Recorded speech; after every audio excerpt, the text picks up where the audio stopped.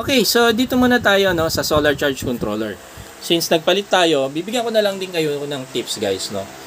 Pag may mga bago tayong solar charge controller, regardless kung ano mga brand yan no.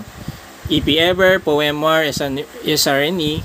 So, ang una nyong gagawin is alamin nyo muna or basahin nyo yung kanyang manual. Aralin nyo yung solar charge controller kung paano siya nagwo-work. No, mga do's and don'ts, aralin nyo yun. And syempre, normally alam na to ng lahat, no? So dapat tama yung mga connection nyo, no? Mga wiring connection natin.